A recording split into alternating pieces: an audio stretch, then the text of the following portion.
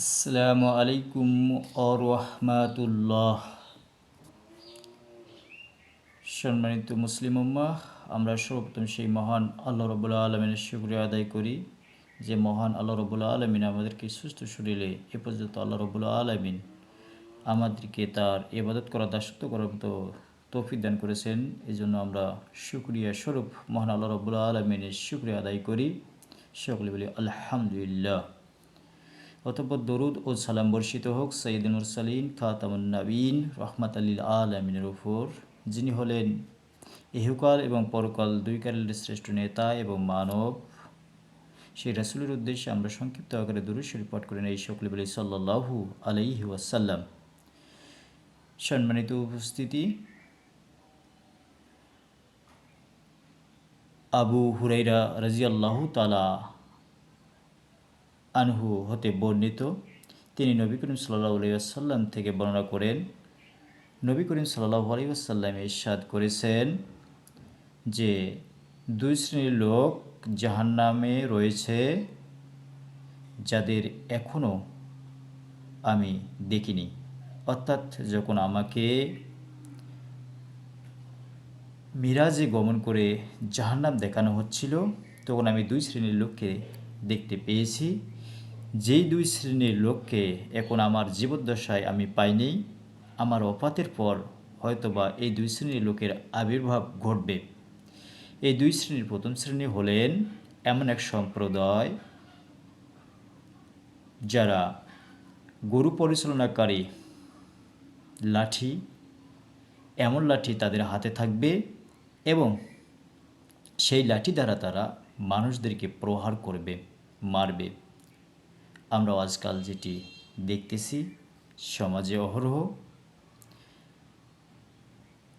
সেটি বর্ণনা আমরা নিজেরাই যদি আমাদের দৃষ্টিপাত, আমাদের কর্ণপাত, আমাদের বিবেক সমাজের দিকে, দেশের দিকে, রাষ্ট্রের দিকে দেখি, তাহলে অবশ্যই আমরা এর ধারাবাহিকতা দেখতে পারব।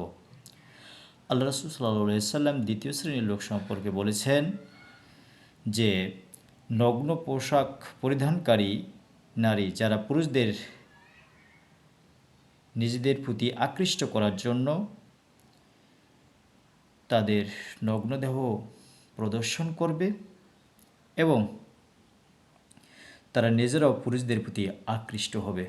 অর্থাৎ রাসূল সাল্লাল্লাহু আলাইহি ওয়াসাল্লাম বলেন, এমন এক নারী, নগ্ন নারী পৃথিবীতে আগমন ঘটবে, তারা পুরুষদেরকে নিজেদের দিকে আকৃষ্ট করার জন্য তারা এই নগ্ন পোশাক পরিধান করবে এবং কি তারা নিজেরাও পুরুষদের প্রতি আকৃষ্ট হবে। আল্লাহ রাসূল সাল্লাল্লাহু আলাইহি ওয়াসাল্লাম বলেন, এবং তাদের মাথা বক্র হবে এবং কাঁধ বিশিষ্ট উটের ন্যায় হবে। অর্থাৎ তাদের কাঁধগুলো বক্র উটের ন্যায় হবে। আল্লাহ রাসূল সাল্লাল্লাহু আলাইহি ওয়াসাল্লাম বলেন, তারা কখনোই জান্নাতে প্রবেশ করতে পারবে না, এমনকি তারা জান্নাতের সুগন্ধিও লাভ করতে পারবে না। তারা জাহান্নাম থেকে অনেক দূরে থাকবে। আসুন আমরা আল্লাহ রাসূল সাল্লাল্লাহু আলাইহি ওয়াসাল্লাম এর এই দুই শ্রেণীর লোক সম্পর্কে যে